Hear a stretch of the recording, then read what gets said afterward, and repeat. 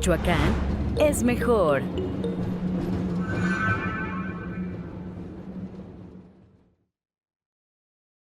Hola a todos, bienvenidos a una sesión más de Academich, a esta sesión con la UBAC, esta semana, estas 2 semanas que llevamos con ellos, con un contenido de muy alto valor, de muy rico, de verdad. Ha sido unas ponencias muy nutridas y nuevamente tenemos el privilegio que nos acompañe la doctora Flor de María Tavera Ramírez, quien nos viene a hablar de la norma oficial 037.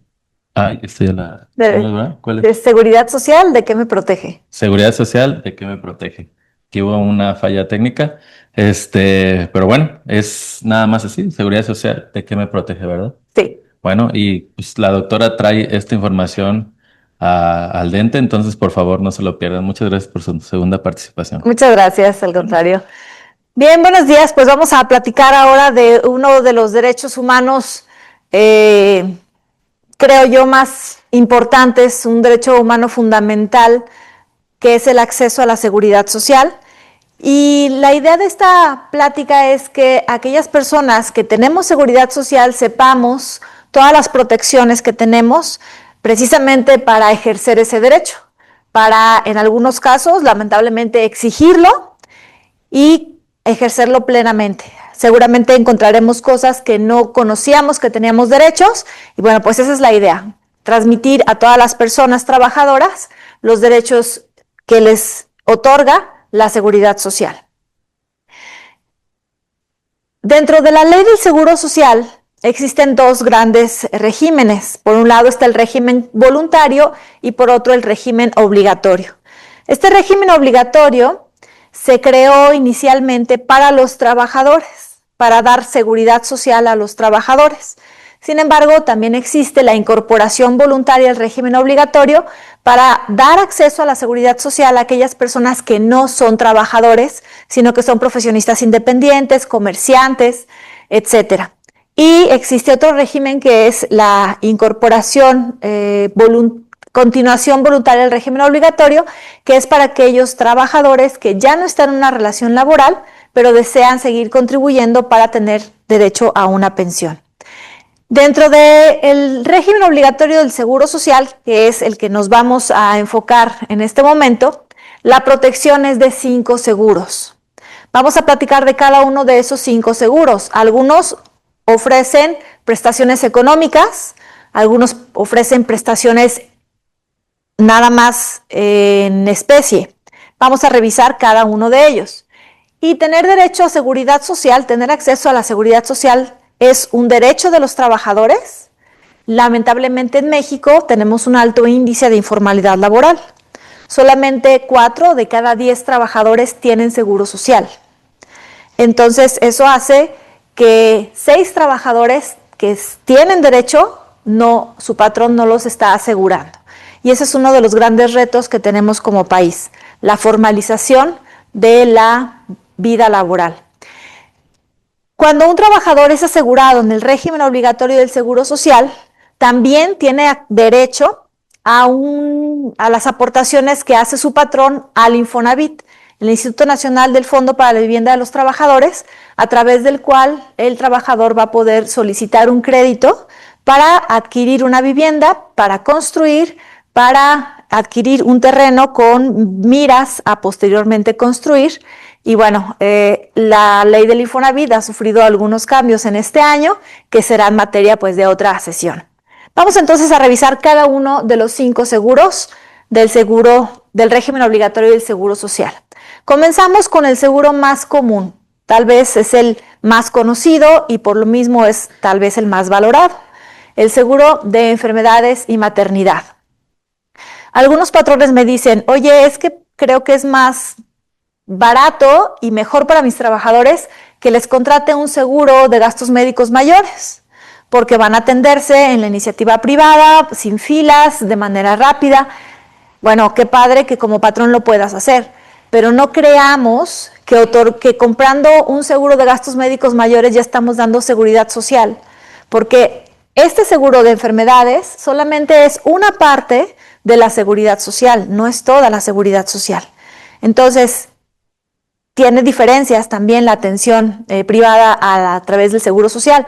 Aquí no hay restricción de enfermedades. Aquí, si yo, patrón, contrato a una persona que tiene VIH, el Seguro Social tiene la obligación de atenderlo. Seguramente luego el Seguro Social va a venir conmigo como patrón, me va a reclamar, me va a decir que simulé la contratación para que se atendiera a la persona en el seguro. Y yo tendré que argumentar, que defenderme, que invocar al artículo 1 de la Constitución, al 5 de la Constitución, para señalar que no debe haber discriminación y que si esa persona, aunque tuviera VIH, era la mejor del puesto, yo, con todas las de la ley, yo, patrón, lo puedo contratar y el trabajador tiene todo el derecho de que, aunque ya tenía un padecimiento preexistente, tenga derecho a la seguridad social. Aquí lo más importante es demostrar que en verdad hay una relación de trabajo y no se trata de una simulación, porque la verdad pues también muchas personas utilizan malamente esta incorporación para registrar personas que ya tienen un padecimiento, para registrarlas como si fueran trabajadores simulando una relación laboral, y eso es lo que el seguro pretende evitar. El seguro de enfermedad y maternidad da prestaciones tanto en especie como en dinero. Vamos a platicar del primero de las prestaciones en especie. Prestaciones en especie se refiere a asistencia médica de primer, segundo y tercer nivel, es decir, el médico del familiar, pero también la medicina de especialidad. También se tiene derecho a atención quirúrgica, farmacéutica, y aquí tenemos, pues seguramente lo han padecido, algunos medicamentos que va a la farmacia y que no los tiene y nos toca comprarlos por otro lado. Bueno, pues fíjense que haciendo uso de las leyes, podríamos nosotros inclusive solicitar que el Seguro Social nos reembolse los montos de los medicamentos, porque es obligación del seguro proveer esos medicamentos y tenerlos. Y si no los tiene, pues a través de un juicio de amparo podríamos solicitar el reembolso de estos medicamentos. Y bueno, pues aquí en la UBAC tenemos muchos egresados excelentes de la maestría de juicios de amparo con los cuales podrían acercarse a hacer esta solicitud. Atención médica, quirúrgica, farmacéutica. ¿Para quién? Para el propio trabajador, pero también para sus beneficiarios. ¿Quiénes puedo meter yo como trabajador? ¿A quiénes puedo registrar como beneficiarios? Puedo registrar como beneficiario a mi esposa o a mi esposo. Si no tengo esposa o esposo, puedo registrar a mi concubina o concubinario, pero solo a falta de esposa o esposo y solamente a una concubina o a un concubinario. También puedo registrar como beneficiarios a mis hijos siempre y cuando sean menores de 16 años. Si mi hijo ya cumplió 17 años, pero sigue estudiando el sistema educativo nacional, lo puedo seguir teniendo como beneficiario. Solamente que cada semestre, tengo que hacer una reactivación de su estatus como beneficiario, porque tengo que demostrar que él o ella están estudiando en sistema educativo nacional. ¿Qué entendemos por sistema educativo nacional? Grados que tengan reconocimiento. Por ejemplo, mi hijo que esté estudiando en la secundaria, en la primaria, en la licenciatura o inclusive en una maestría de una universidad privada o de una universidad pública, cualquier tipo de universidad, pero no que esté estudiando, por ejemplo, inglés en una academia de inglés. Qué bueno que siga estudiando inglés, pero ese estudio en una academia de inglés no me va a servir para meterlo como beneficiario al Seguro Social. Solamente me serviría que esté estudiando en sistema educativo nacional, público o privado. Y esa sería desde los mayor de 16 y hasta los 25 años. Y recuerden, cada semestre tengo que hacer la renovación de su vigencia como beneficiario del trabajador. También puedo registrar a mis hijos con discapacidad sin límite de edad. Ahí lo que tengo que verificar es que pues, la discapacidad esté reconocida por el Seguro Social y que la discapacidad le impida a mi hijo gozar de ingresos por sus propios medios. Es decir, va a dejar de ser beneficiario no por la edad, puede seguir siendo beneficiario a los 50 años, pero si él empieza a trabajar y percibe ingresos, entonces ya deja legalmente de ser beneficiario. Y finalmente, se pueden poner como beneficiarios del trabajador sus padres, ambos padres, pero la ley señala que los padres que vivan en la casa habitación del trabajador. Y aquí creo que debemos de solicitar a nuestros diputados que hagan alguna modificación porque pues comúnmente quien abandona la casa de los padres pues son los hijos, y eso no impide que dependan económicamente del hijo cuando ya son adultos mayores. Entonces creo que el requisito de convivencia debería de eliminarse de la ley para poder registrar como beneficiarios a nuestros padres aunque no vivan en nuestra casa habitación. Estos son los beneficiarios que yo como trabajador puedo registrar. El registro es muy sencillo, se puede hacer a través del escritorio virtual del IMSS, no tenemos que ir al Seguro Social, lo hacemos a través del escritorio virtual, a través del propio escritorio virtual subimos las comprobaciones que nos pide el seguro. Lo único que sí necesito para el escritorio virtual es mi firma electrónica. La firma electrónica avanzada del SAT, esa es la misma que me va a servir para hacer estos trámites digitalmente en la página del IMSS, en el apartado escritorio virtual. Ahí puedo registrar a todos mis beneficiarios, quitar también, por ejemplo, si me divorcio, bueno, pues quito a mi esposo o me vuelvo a casar, pongo a otro esposo. Ahí lo puedo hacer de manera remota. Me preguntan a veces, oye, es que tengo un sobrino que perdió a sus padres y pues depende económicamente de mí. No tendría derecho a seguro social a través de estos medios, pero hay otras formas para que esa persona tenga seguridad social, no como beneficiario del trabajador. En cuanto a prestaciones en dinero, estas prestaciones en dinero que vamos a señalar ahorita solamente son para el trabajador y son subsidios por incapacidad. Hay dos tipos de subsidio por incapacidad, uno por enfermedad y otro por maternidad. En cuanto a enfermedad, estamos hablando de padecimientos patológicos o también de accidentes que pueden ocurrir, pero algo muy importante es que ocurran fuera del entorno laboral, porque si ocurren dentro del entorno laboral no entra este seguro, sino el seguro de riesgos de trabajo. Entonces, si yo me caigo de las escaleras de mi casa, pues es una enfermedad general. Si me caigo de las escaleras del trabajo, es un riesgo de trabajo. Vamos entonces con las enfermedades y accidentes que no tienen su origen en el entorno laboral.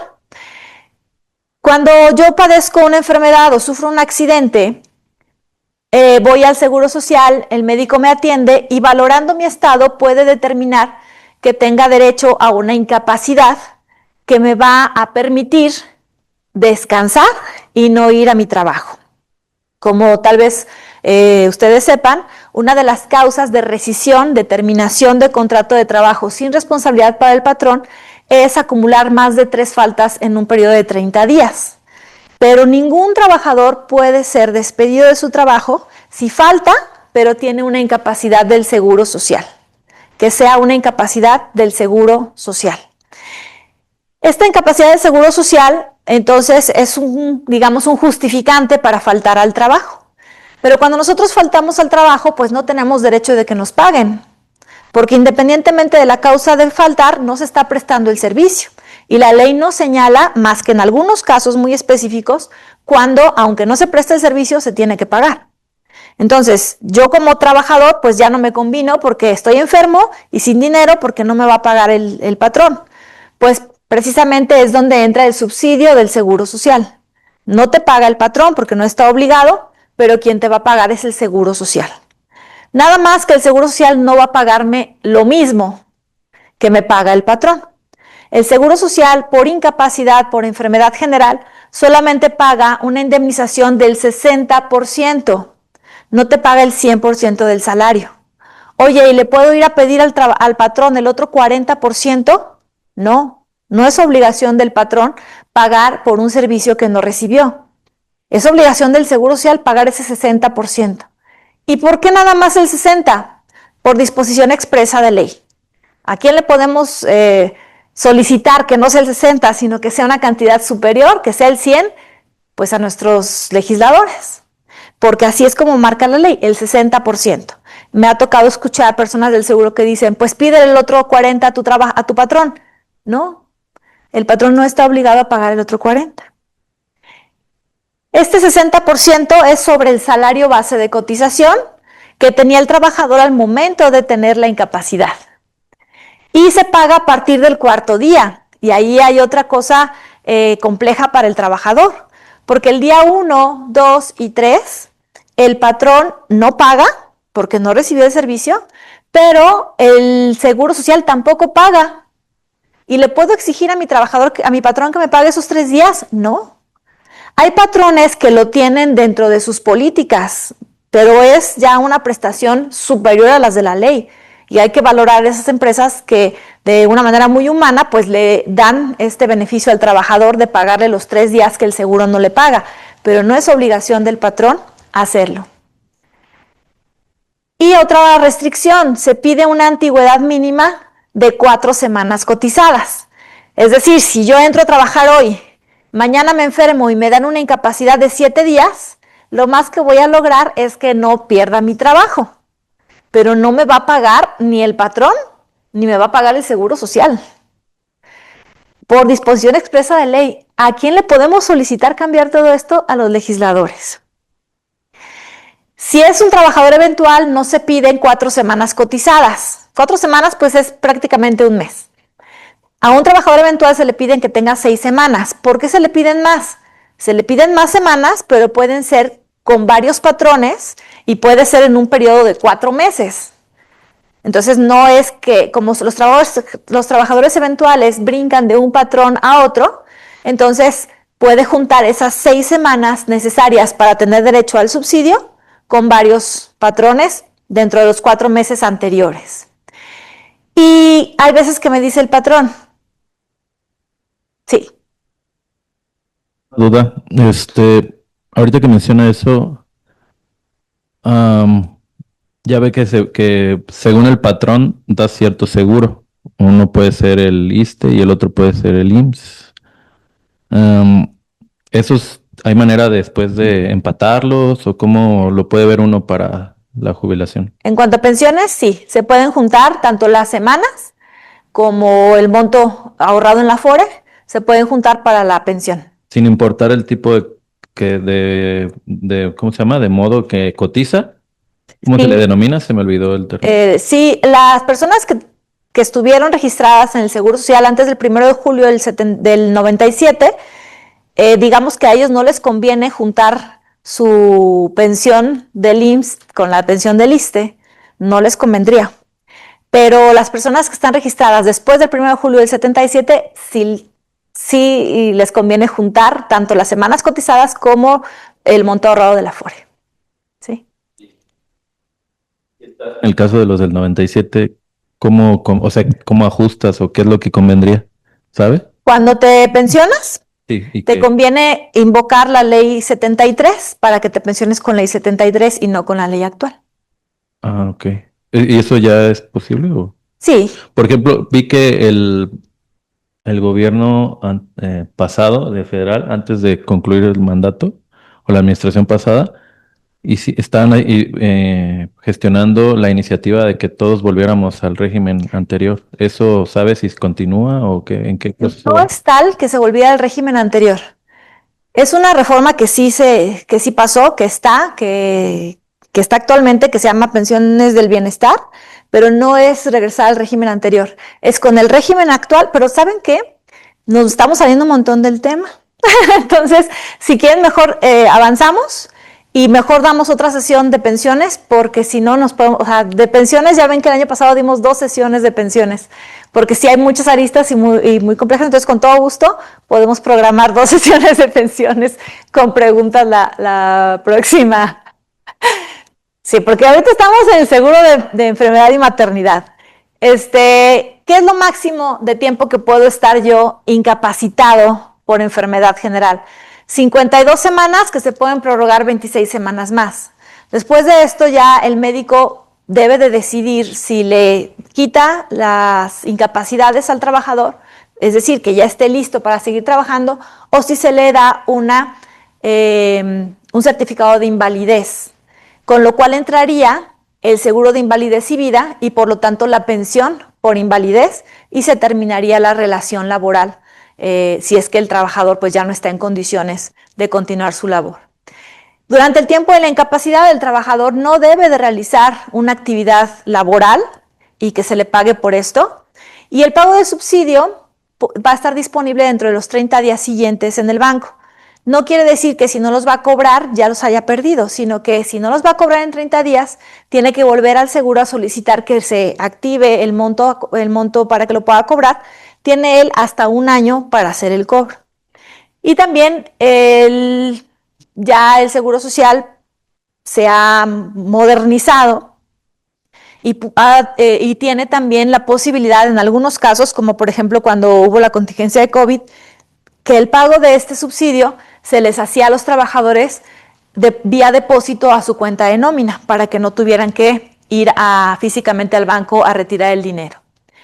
En cuanto a las prestaciones en dinero de la rama de maternidad, se tienen las siguientes. Aquí sí se le paga al 100% a la madre trabajadora, 100%, la totalidad de su salario, no al 60% y no desde el cuarto día, desde el primer día. Lo único es que este tipo de incapacidad solamente se puede tener por 84 días. Si yo como mujer embarazada tengo alguna amenaza de aborto, sí me va a dar incapacidad el médico del seguro, pero me la va a dar como una incapacidad de enfermedad, no de maternidad. Oye, pero es que mi necesidad de descansar es derivado de la maternidad. Sí, pero por maternidad lo único que nos van a dar son 84 días. Las situaciones derivadas de la maternidad, fuera de esos 84 días, se les va a dar el tratamiento de enfermedad general. Entonces, 84 días de pago al 100%.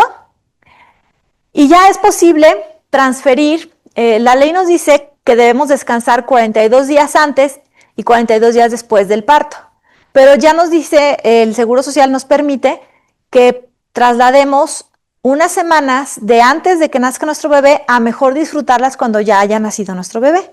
Porque pues las que son mujeres mamás, no me dejarán mentir, que a veces todavía se siente uno bien con mucha energía, embarazada y pues preferimos estar mejor descansando ya con nuestro bebé.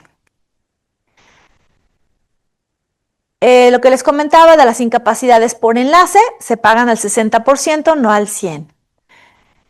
El embarazo y la fecha probable de parto tiene que estar certificada por un médico del IMSS, pero otra de las cosas que ya cambiaron es que ahora no hace falta que la madre vaya a acudir a citas médicas constantemente como antes. Ahorita simplemente voy cuando me toca la incapacidad, 42 días antes de la fecha probable de parto, con un ultrasonido que me puedo tomar en la iniciativa privada para que el médico del IMSS verifique el embarazo y me emita la incapacidad. No necesariamente tengo que atenderme en el IMSS, ni en las citas de control, ni en el alumbramiento. Puede ser en médico independiente. Para que yo tenga derecho a que el Seguro Social me pague la incapacidad por maternidad, tengo que tener una antigüedad por lo menos de 30 semanas antes de la fecha de la incapacidad. ¿Por qué lo puso así el legislador? Para proteger al instituto, para que no se diera la mala práctica de registrar mujeres ya embarazadas como trabajadoras nada más para recibir el beneficio. Pero aquí, si no lo paga el Seguro Social por no cumplir con la antigüedad, lo tiene que pagar el patrón. Aquí sí lo tiene que pagar el patrón. Les dije que en enfermedad general el patrón no estaba obligado, pero en maternidad el patrón sí está obligado. Por eso muchas empresas pedían certificados de no gravidez para contratar a una mujer, lo cual actualmente es ilegal porque se considera discriminación. Como patrones no podemos pedir un certificado de no gravidez. Pero si contratamos a una mujer embarazada y no se libran esas 30 semanas, el patrón debe de cubrir esos 84 días de pago de su sueldo. El Seguro Social sí va a atender a la trabajadora, sí le va a dar la atención médica, hospitalaria, farmacéutica, quirúrgica que requiera, pero lo que no le va a dar es el subsidio. El subsidio se lo dará el patrón. Y esta ayuda económica es muy importante que la conozcamos porque el Seguro Social no la anda ofreciendo. Y esta ayuda económica no es para el trabajador, sino para sus sobrevivientes. Es una ayuda para gastos de funeral. Y fíjense que puede ser por muerte del trabajador asegurado o por muerte del trabajador pensionado. ¿Quién es más probable que fallezca? ¿Un trabajador en activo o un pensionado? Pues por la edad, el pensionado es más probable que fallezca. Y un trabajador pensionado que fallece, sus beneficiarios, bueno, sus familiares sobrevivientes tienen derecho a recibir esta ayuda, pero el seguro nunca te va a decir, ven a cobrarla. Nosotros tenemos que conocer el derecho para exigirlo. Esta ayuda para gastos de funeral se otorga a uno de los deudos, preferentemente un familiar. Así es como está la ley. No nos dice a la esposa, al esposo, al papá, a la mamá, al hijo. Básicamente es al primero que se presente con los requisitos para cobrarlo. Para esto, el trabajador debe de tener una antigüedad de por lo menos 12 semanas cotizadas dentro de los 9 meses anteriores al fallecimiento, o si es pensionado, tener vigencia como pensionado al momento de su fallecimiento. Se debe de presentar copia del acta de defunción y la factura original de los gastos de funeral, gastos funerarios, no cafetería, no flores, no, el puro gasto funerario. Y el monto es de 2 meses de UMA. Entonces, no es una cantidad muy elevada, pero la verdad es una cantidad a la que tenemos derecho. Entonces, que sepamos este derecho para que lo podamos exigir. Otro de los seguros es el seguro de guarderías y prestaciones sociales, que anteriormente estaba diseñado solamente para las mujeres, pero que actualmente se da tanto para las mujeres como para los hombres trabajadores, atendiendo pues la igualdad de género, la equidad de género, ni más ni menos, iguales. Entonces, así como se protegía a la mujer, pues actualmente se protege con este seguro a los hombres que son padres de hijos menores de 4 años. Este seguro de guarderías, entonces, es para hijos de trabajadores o trabajadoras asegurados de 43 días a 4 años. ¿Por qué de 43 días? Porque los primeros 42 se busca que esté con su madre en el periodo de incapacidad de la mamá. Y hasta los 4 años, porque a partir de entonces es que ellos pueden acceder ya a la educación preescolar. El servicio de guardería pues da el servicio de cuidado, pero también de estimulación, de comedor, de vigilancia de la salud. Y la verdad que yo siempre le echo porras a las guarderías del Seguro Social. Yo tuve a mis 2 hijos en guardería del Seguro Social y me quedé muy contenta con el servicio. De hecho, al menor, cuando lo cambié a una guardería privada, porque mi otro hijo ya estaba en el kinder, me arrepentí. Me encantó el servicio de las guarderías del Seguro Social. Y este seguro tiene otra rama, que es las prestaciones sociales. A lo mejor ustedes han pasado por afuera del Teatro Estela Inda a las 7 de la mañana y ven personas, mayormente personas ya de edad, haciendo tai chi o haciendo baile o haciendo yoga. Bueno, pues esta es la rama de prestaciones sociales. Son actividades deportivas, culturales, de promoción de la salud que realiza el Seguro Social para sus beneficiarios, pero también para la población en general. Estas actividades sí tienen costo, pero tienen un costo reducido para los beneficiarios. No es el mismo costo si nos mostramos como beneficiarios del Seguro Social a que si nos mostramos como cualquier persona. El siguiente seguro, que es a mí el que más me gusta, es el seguro de riesgos de trabajo. Este seguro protege al trabajador de los accidentes y enfermedades que tenga con motivo de su trabajo. Pero es un seguro que también protege al patrón, porque es una liberación de la responsabilidad económica del patrón cuando un trabajador sufra un riesgo de trabajo. Por un lado, es obligación del patrón observar todas las normas de seguridad e higiene que nos marca la Ley Federal de Trabajo, los reglamentos relacionados y, muy importante, las normas oficiales mexicanas. De NOMS, que justamente el martes, o ¿cuándo fue así el martes? Ya no me acuerdo cuándo, pero justamente ya en estas 2 semanas platicamos de la NOM 037. Bueno, hay varias NOMs relacionadas con seguridad en el trabajo. La NOM 037 nos habla de teletrabajo, la NOM 035 nos habla de riesgos psicosociales, y así tenemos varias normas oficiales mexicanas que es obligación del patrón implementar en la empresa y cumplir con ellas en cuidado de la salud y la integridad de los trabajadores. Y es obligación del trabajador observarlas. Todas las medidas de seguridad que la empresa dicte, las tiene que observar el trabajador. Oye, es que hoy no quería poner, nos pasó en una obra de una construcción que los trabajadores no se querían poner los cascos porque había pues una epidemia de piojos. Entonces dejaban el casco y pues sentían que se iban a contagiar porque estaba el casco al lado del que tenía, entonces no querían ponerse los cascos, pero es obligación ponerse los cascos porque es en protección de ellos mismos. Ya veremos de qué manera corregimos la epidemia de piojos, ¿no? Pero el trabajador está obligado a acatar las normas de seguridad y salud en el trabajo, está obligado. ¿Qué pasa si el trabajador no lo hace y se accidenta? De todas maneras es riesgo de trabajo. Aunque sea por negligencia del trabajador, es riesgo de trabajo. Hay 3 tipos de riesgo de trabajo. Accidente, que es repentino, aunque las consecuencias se vean después, la característica de un accidente es que es en el momento, repentino. A lo mejor hoy me caí de las escaleras y pues nada más me dolió un poco, pero hasta dentro de 7 días empiezo a ver que no se ha recuperado mi pierna y que sigue inflamada y que sigo con dolor. Entonces no importa que la manifestación de la gravedad del accidente se muestre después, es accidente de trabajo. Otro tipo de accidente de trabajo es la enfermedad general. Y aquí la Ley Federal de Trabajo tiene una tabla de oficios vinculados a enfermedades. Por ejemplo, la minería, los mineros, pues tienen enfermedades respiratorias, pulmonares. Y entonces ya sabe el médico del trabajo, pues que si es minero y tiene una neumonía, bueno, pues es muy probable que lo catalogue como que sí, es un riesgo de trabajo. Y el tercer tipo de riesgo de trabajo es el riesgo de trayecto. Cuando salimos de nuestra casa y llegamos directo a nuestra empresa, lo que ocurra en el camino es riesgo de trabajo. Y de regreso, ¿verdad, Marisa? Cuando salimos del trabajo y llegamos a nuestra casa, lo que ocurra es riesgo de trabajo. Este riesgo de trabajo es el que menos le gusta dictaminar como tal al Seguro Social. ¿Por qué?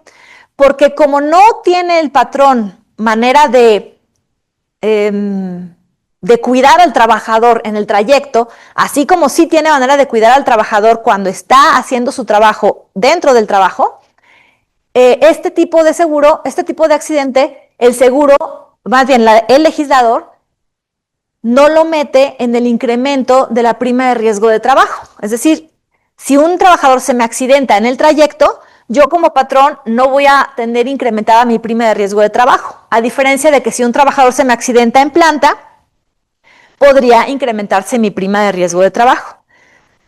Por eso es que al seguro pues no le gusta dictaminar tanto este tipo de seguro y nos pide incluso un mapa para verificar el trayecto que siguió el trabajador, que no haya habido desvíos, que sí haya sido un trayecto, el accidente se hubiera ocurrido en un trayecto lógico de la casa a la empresa. Cualquiera de estos 3 riesgos de trabajo tienen los mismos derechos para el trabajador. ¿Qué pasa? ¿Cuál es la ruta a seguir cuando hay un accidente o una enfermedad de trabajo? Primero, pues el trabajador sufre un riesgo de trabajo, ya sea enfermedad o accidente. Si es accidente, hay que ir a urgencias. Si es enfermedad, hay que ir con el médico de lo familiar. O sea, si es una urgencia, nos vamos a urgencias, y si puede esperar a tener cita, hacemos cita con el médico de lo familiar. Una vez que llegamos con el médico de lo familiar o con el médico de urgencias, pues él nos va a atender, nos va a valorar y nos va a hacer pues una historia clínica y nos va a preguntar de cómo sufrimos ese accidente o esa enfermedad. Con eso el médico de lo familiar va a poder señalar si es o no un probable riesgo de trabajo. Por ejemplo, si el trabajador es un trabajador de la construcción y llega con una machucadura en un dedo, pues suena bastante lógico que sea un riesgo de trabajo. Además, el trabajador le va a decir, pues estaba yo en la obra cargando unas vigas y, o sea, el trabajador cuando señala de qué es lo que le pasó, el médico pues se va a dar cuenta si es un probable riesgo de trabajo. Cuando el médico considera que es un probable riesgo de trabajo, le entrega al trabajador un formato que es muy importante, que es el ST7 en caso de enfermedad y ST9 en caso de accidente. Ese documento es muy valioso, muy importante, y el trabajador o sus familiares, si acaso el trabajador no está en condiciones de desplazarse, uno de sus familiares se lo tiene que llevar al patrón. El patrón debe de llenar ese formato con la versión que tiene el patrón de los hechos. El patrón va a poder decir lo ocurrido del accidente o decir lo ocurrido de la enfermedad. Va a poder decir que el trabajador sí es minero o que a lo mejor no tiene nada que... Sí trabaja en una mina, pero su trabajo no es en mina, sino es un trabajo de oficina y por lo tanto la neumonía pues no tiene que ver con el trabajo que desarrolla. Entonces ese documento es muy muy importante para que tres personas digan su versión de los hechos. En primer lugar, el médico que está tratando al trabajador manifiesta su versión, el trabajador también manifiesta su versión y el patrón también manifiesta su versión. Una vez que el patrón llenó ese documento, se lo regresa al trabajador o a uno de sus familiares y este trabajador o los familiares lo lleva a medicina del trabajo. Medicina del trabajo tiene médicos especialistas en el trabajo, no son médicos familiares, su especialidad es el trabajo. Entonces, ellos ya conocen de todas estas relaciones entre oficios y accidentes, oficios y enfermedades de trabajo. Y con ese documento, el médico del trabajo, importante, hasta que yo no entregue ese documento, se va a calificar, me van a dar mi subsidio de incapacidad. Cuando es nada más enfermedad, el subsidio está a disposición luego. Pero si es un probable riesgo de trabajo, no me van a pagar el subsidio hasta que entregue este documento, por dos motivos. Uno, porque el pago de subsidio por enfermedad es del 60%. En cambio, el pago del subsidio por riesgo de trabajo es del 100%. Y segundo, pues es una forma de presión para que los trabajadores sí entreguen este documento, porque luego se queda volando e incluso muchas veces el mismo patrón no sabe que al trabajador le dijeron que tal vez podía ser un riesgo de trabajo. Ya cuando este documento lo tiene el médico, va a calificar que sí es un riesgo o que no es un riesgo de trabajo. ¿Qué es lo que valora el médico del trabajo? La relación causa-efecto entre lo que ocasionó el accidente o la enfermedad y el trabajo que realiza el trabajador. Por ejemplo, si yo trabajo en un restaurante de viernes a miércoles, descanso el jueves, y resulta que el jueves iba caminando por la calle y me atropellan, es una enfermedad general. Pero si yo trabajo en ese mismo restaurante y resulta que el domingo salí de la empresa a comprar los víveres, fui al mercado a comprar los insumos y me atropellan, entonces es un accidente de trabajo. Es el mismo accidente, un atropellamiento, pero el motivo es distinto. El jueves yo salí porque yo quería salir a comprar mi súper, pero el domingo salí por una indicación de mi patrón para comprar los bienes que necesitaba el restaurante. Entonces, en el caso del jueves no había una relación directa entre mi trabajo y el accidente. En el caso del domingo hay una relación directa entre mi trabajo y el accidente, aunque hubiera ocurrido fuera de la empresa. Oye, ¿qué no sería accidente de trayecto? No, el accidente de trayecto únicamente es en dirección casa, trabajo, casa, solamente. Cuando al trabajador se le dice que no es riesgo de trabajo, entonces se le va a pagar la incapacidad al 60% y a partir del cuarto día. Pero si es riesgo de trabajo, se paga la incapacidad al 100% y a partir del primer día. A los trabajadores les conviene mucho más que sea catalogado como riesgo de trabajo a que sea catalogado como enfermedad general. ¿Qué prestaciones tiene? Este seguro tiene prestaciones tanto en especie como prestaciones en dinero. Las azules son las de especie, asistencia médica, quirúrgica, farmacéutica, servicios de hospitalización y 2 prestaciones en especie que no tiene el seguro de enfermedad general: aparatos de prótesis y rehabilitación. Eso no lo tiene el de enfermedad general, solamente riesgo de trabajo. Y en prestaciones en dinero tiene el subsidio por incapacidad temporal, que se paga al 100% y desde el primer día. Entonces, como pueden ver, da mayor protección este seguro que el de enfermedad general. Un riesgo de trabajo puede tener como consecuencia una incapacidad temporal, puede tener como consecuencia una incapacidad permanente parcial. La incapacidad temporal son días que no puedo ir a trabajar porque estoy inhabilitado para trabajar y se me paga al 100%. Una incapacidad permanente parcial es cuando yo pierdo facultades para trabajar, pero no completamente. Puedo seguir trabajando, pero perdí una habilidad. Por ejemplo, perdí un dedo, puedo seguir trabajando.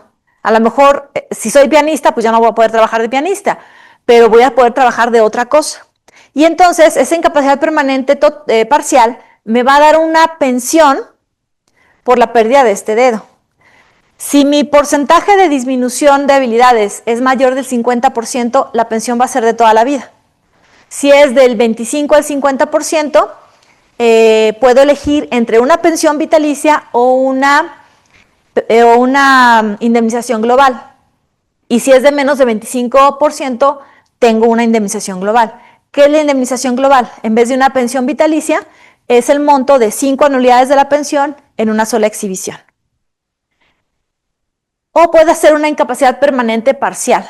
La incapacidad permanente parcial es la pérdida completa de las facultades para trabajar. Ya no puedo trabajar ni de pianista, ni de chofer, ni de nada.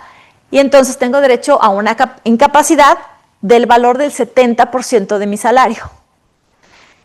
Toda la vida. Y en cambio la pensión por incapacidad permanente parcial, el valor de la pensión es del porcentaje de la pérdida que sufrí multiplicada por el 70% de mi salario. Y bueno, la muerte, que en caso de muerte pues se tiene derecho a una pensión por orfandad, por viudez, y si no hay huérfanos ni viuda o viudo, a los padres. Otro seguro que tiene el Seguro Social es el seguro de invalidez y vida. Este seguro de invalidez y vida protege que el trabajador haya sufrido un accidente o una enfermedad no laboral y que le impida seguir teniendo el ingreso al 50% de lo que tenía el ingreso anteriormente. La invalidez se determina nada más cuando lo que ocasiona la invalidez no tiene que ver con un riesgo de trabajo, porque si fuera relacionada con riesgo de trabajo, entonces entra el seguro de riesgo de trabajo y la pensión de riesgo de trabajo. La pensión por invalidez es mucho más pequeña que una pensión por riesgo de trabajo. Una pensión por invalidez es del 35% del salario, mientras que una pensión por riesgo de trabajo, una pensión por incapacidad permanente total de riesgo de trabajo, es del 70%, es decir, esta es a la mitad. Y mientras que la pensión por invalidez me pide semanas cotizadas, la pensión por riesgo de trabajo no me pide semanas cotizadas. En la pensión por invalidez podemos seguir trabajando siempre y cuando no realicemos el mismo trabajo, porque si realizo el mismo trabajo, pues ya no tiene caso que me den la pensión.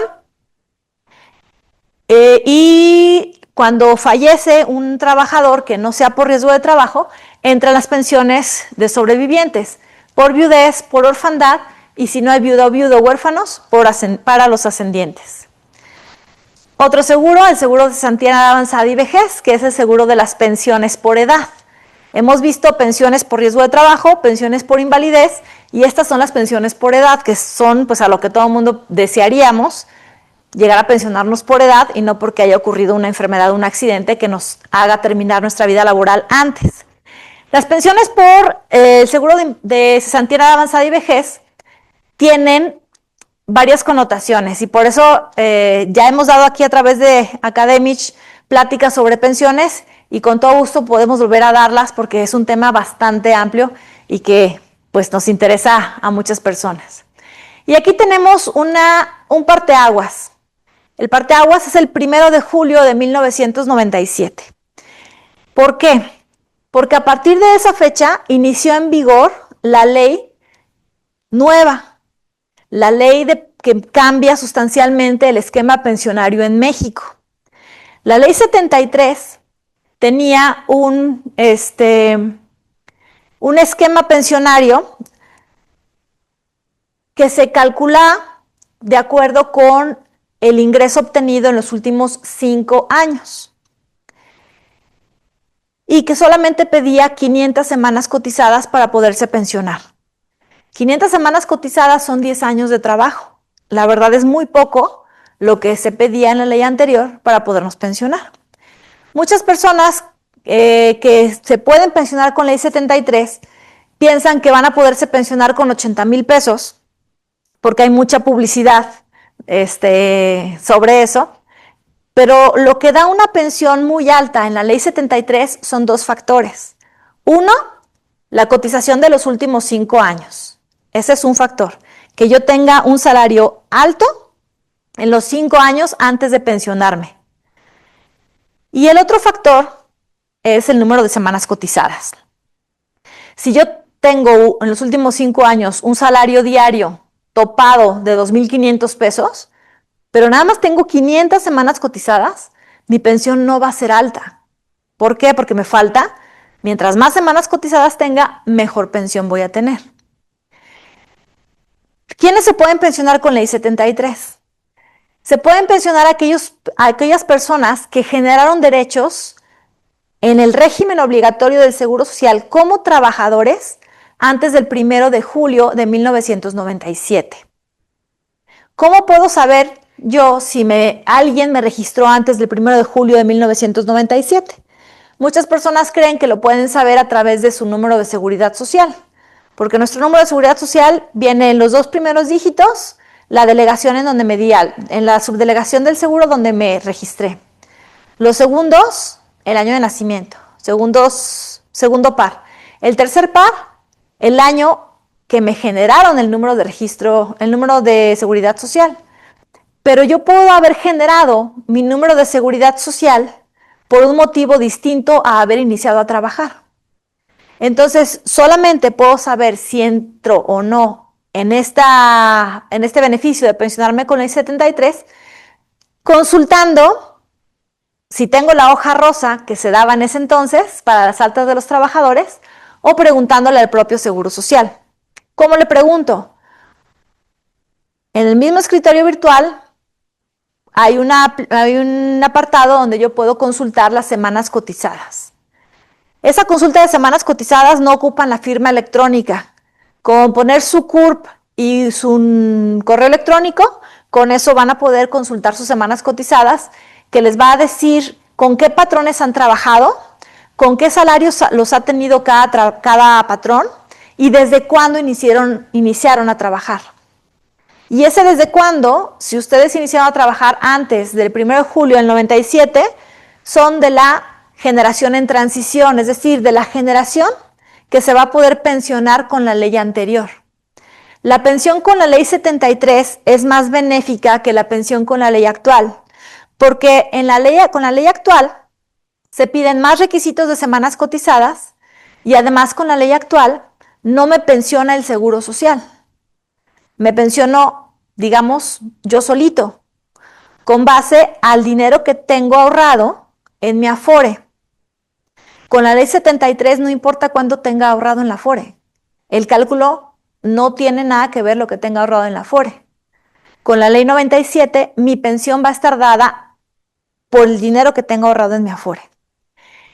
Con la ley 97, se cambia entonces de un esquema de pensión en donde el Seguro Social pagaba la pensión, que se llamaba pensión de beneficios definidos, a un esquema de pensión de contribuciones definidas que es a través del ahorro, no a través de cargarle la presión al Seguro Social, sino a través del dinero que voy ahorrando. Y por lo tanto, pues el ahorro que voy haciendo en mi vida laboral puede no llegar a ser suficiente para una pensión digna. Esta ley 97 tuvo una reforma muy importante en el año 2020. Esta reforma fue en 3 sentidos.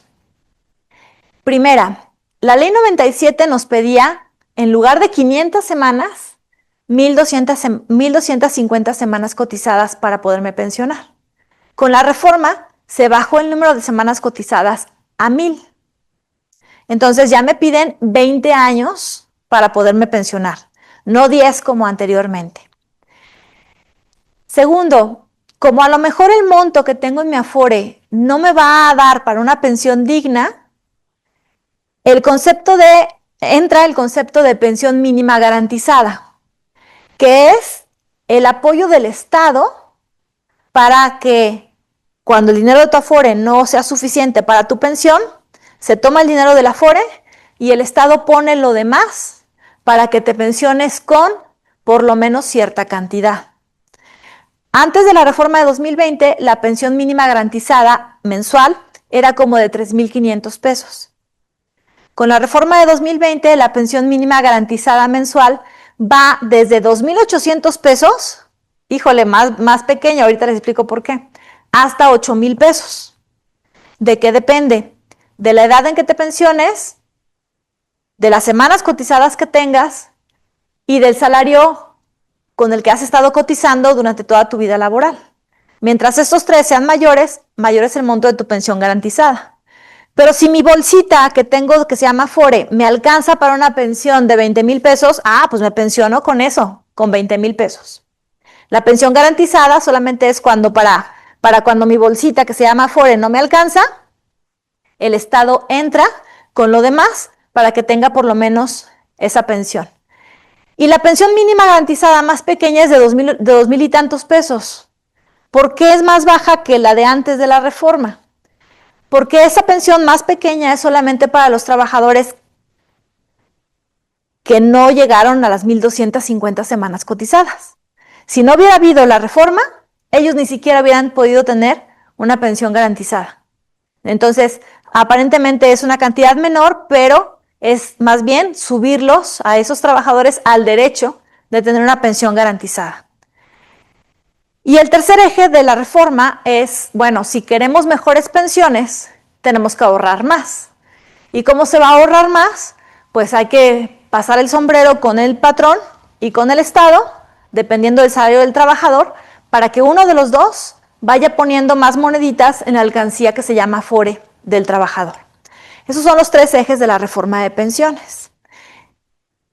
Y luego hubo, el año pasado, una reforma, que es la que comentaba hace ratito, de pensiones para el bienestar. Esta reforma es una idea en donde el mismo texto del Diario Oficial de la Federación señala la palabra procurará.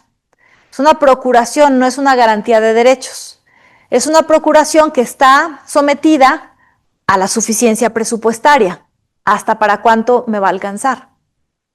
Y no es tanto regresar al esquema de la Ley 73.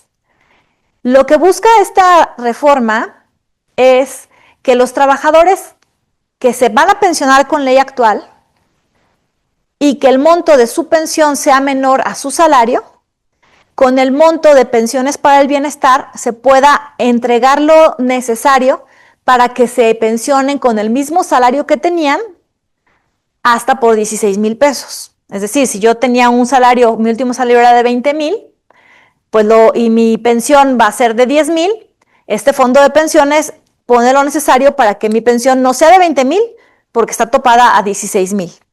Y si mi salario era de 10,000 y el monto de mi pensión es de 8,000, el fondo de pensiones pone lo necesario para que mi pensión sea de 10,000. Entonces, por eso se confunde como que va a regresar al esquema anterior. ¿Por qué? Porque con el esquema de ley 73 sí nos podíamos llegar a pensionar con el 100% de nuestro salario. Y con el esquema de ley actual, la tasa de reemplazo va entre un 40 y un 90%. Pero es muy difícil que alguien se vaya a poder pensionar con el 100% del salario.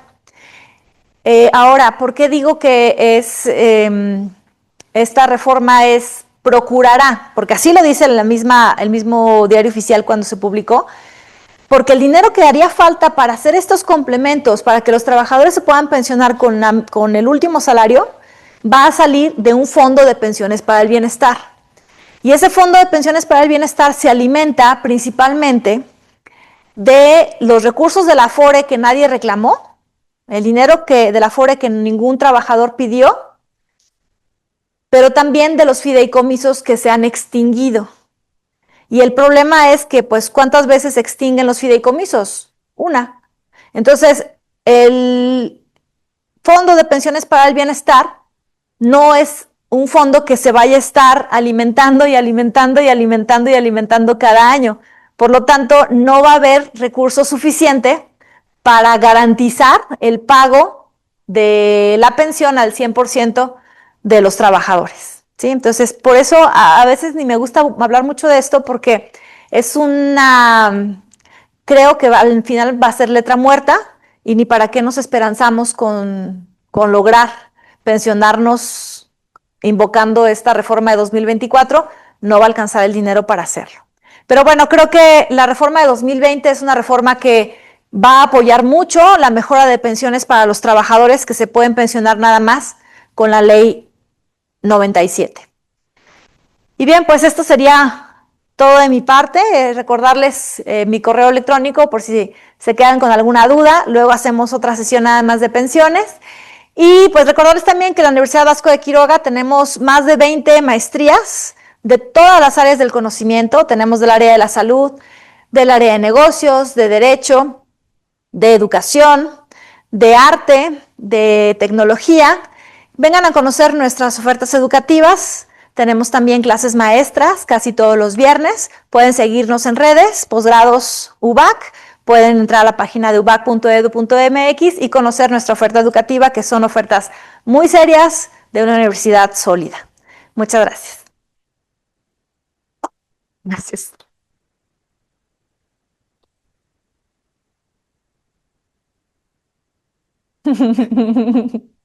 Aparentemente vengo llegando, pero estaba en línea.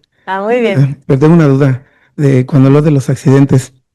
Si una persona está trabajando aquí en la escuela y sale a la calle a hacer una actividad, a comprar las tortillas porque no trajo para el almuerzo y lo atropellan allá afuera, ¿qué pasa con el trabajador? Es decir, no hay permiso de salida, él salió, lo atropellaron. ¿Qué sucede en el Seguro Social?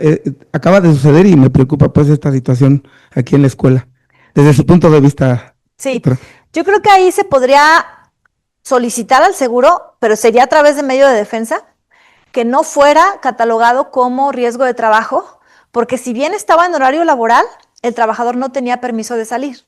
Y que se establezca eso con soporte al Reglamento Interior de Trabajo, que seguramente sí lo menciona, la prohibición de salir a menos de que se tenga permiso, ¿sí?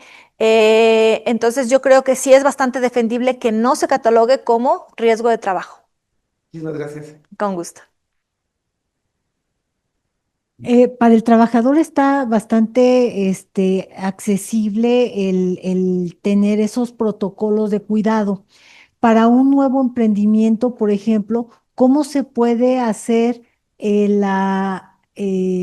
no sé, la asesoría o dónde se puede conseguir la asesoría para identificar los elementos de protección y protocolo que, pues, de alguna manera beneficiarían la relación laboral? Gracias, doctora. La Secretaría de Trabajo y Previsión Social y el Seguro Social tienen este servicio de inspección física para determinar posibles riesgos, posibles situaciones de riesgo. Y son gratuitos y además todas las observaciones que te hagan de algo que estamos incumpliendo, por ejemplo, no tener barandal en las escaleras, es sancionable por la Secretaría de Trabajo y Previsión Social. Pero si la Secretaría de Trabajo te lo dice en una de esas revisiones preventivas, no te va a sancionar. Hasta que después de que te haya dicho tienes que poner barandal, no lo hayamos hecho, ahí sí nos sanciona.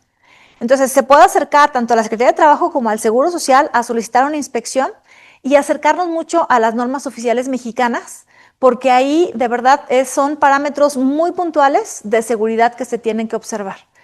A mí la NOM 037 me encanta, es de la que platicamos la otra vez, porque todas las indicaciones de ergonomía y de pausas activas que nos pueden ayudar tanto para cumplir la 035 como para cualquier relación laboral, aunque no sea a distancia, están muy bien hechas y muy puntualmente escritas. Entonces, revisar la NOM 030, las NOMs, todas las NOMs de Secretaría de Trabajo y Previsión Social, acercarnos a la Secretaría de Trabajo y al Seguro Social, nos pueden apoyar con esta capacitación.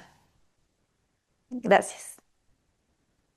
Y digo, también hay consultores privados, ¿no? Aquí tenemos pues la maestra Lili, ella es experta en el área también. Aquí en la UBAC tenemos profesionistas de todas las áreas. ¿Listo? Doctora, hay unas preguntas en la plataforma de Zoom. La primera es, hola, buenos días, una pregunta. ¿Los hijos con seguro social pueden dar de alta a sus papás, los cuales están en proceso de pensión? Sí, porque no va a obstaculizar la pensión del papá, porque el que no tiene que tener trabajo es el papá para poderse pensionar, pero sí puede ser beneficiario del hijo y eso no va a obstaculizar la solicitud de pensión. Y es conveniente porque cuando el que ya está solicitando su pensión ya ha estado de baja del trabajo, pues ya no está protegido. Entonces lo óptimo es que tenga protección a través del hijo. Gracias. La siguiente es, ¿tiene el beneficio cuando se tiene un seguro cuantitativo para futuro la pensión con la ley 73? Un seguro cuantitativo, no conozco ese término. ¿Me está hablando de algún seguro privado? No sé si me da más información, porque seguro cuantitativo como tal no lo contempla la ley del Seguro Social. Oh, Y por último dice, en caso de fallecimiento siendo activo, no hay esposo y los hijos son mayores de edad. ¿Ahí qué pasa con el dinero que se quedó tanto de la Afore como ley 73? bien, cuando un trabajador fallece, sus beneficiarios tienen derecho al monto del Afore, sin importar que sean mayores o menores de edad. El requisito de la edad es nada más para ser beneficiarios del seguro de enfermedad y maternidad. Pero si el trabajador ya no tiene esposa o esposo, sí tiene hijos, pero son mayores de edad, no importa, ellos son los beneficiarios. La Ley Federal de Trabajo, en uno de los artículos 500 y tantos, no recuerdo ahorita exactamente cuál artículo, nos marca la prelación de beneficiarios. Entonces, primero está la esposa o el esposo, los hijos, los padres, y ya si no hay nadie, el propio Seguro Social. Por eso ese Afore que nadie reclamó se puede pasar a la constitución del Fondo de Pensiones para el Bienestar, pero hasta que nadie lo haya reclamado. E incluso si alguien después de tiempo reclama, se le tiene que regresar el dinero al beneficiario. Entonces, los hijos sí pueden solicitar ese recurso, aun cuando sean ya mayores de edad. Nos aclara, dice, cuantitativo es seguro a través de familiar que te da de alta y se paga anual. Ah, me estás hablando del seguro de salud para la familia. Seguramente es el seguro de salud para la familia o la incorporación voluntaria del seguro obligatorio. Si es el seguro de salud para la familia, ahí no hay pensiones. En el seguro de salud para la familia solamente es, como su nombre lo dice, de salud. Y en la incorporación voluntaria, ahí sí hay pensiones y tienes la pensión igualita, o sea, con el esquema 97, como para cualquier trabajador con los mismos requisitos.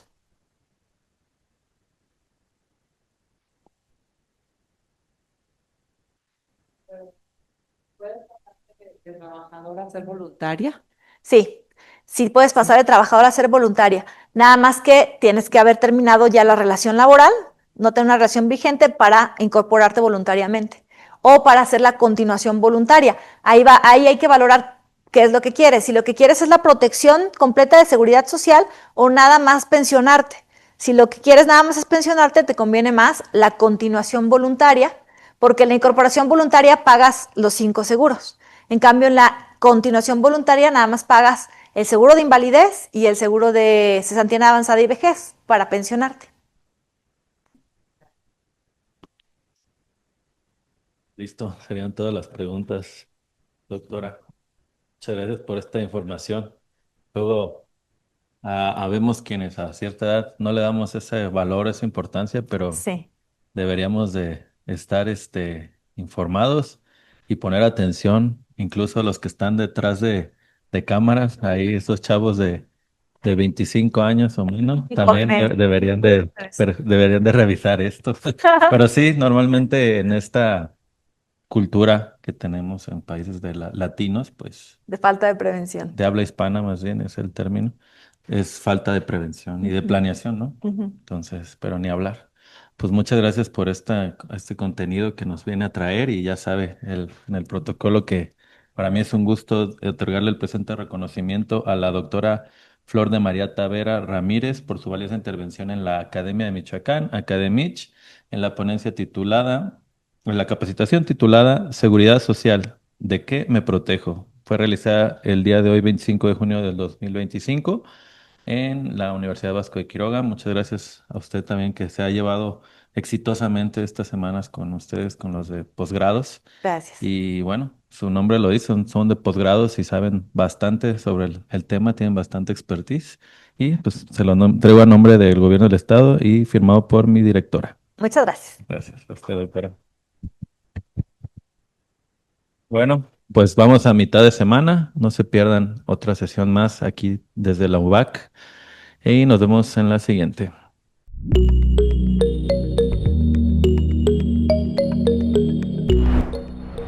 Michoacán es mejor.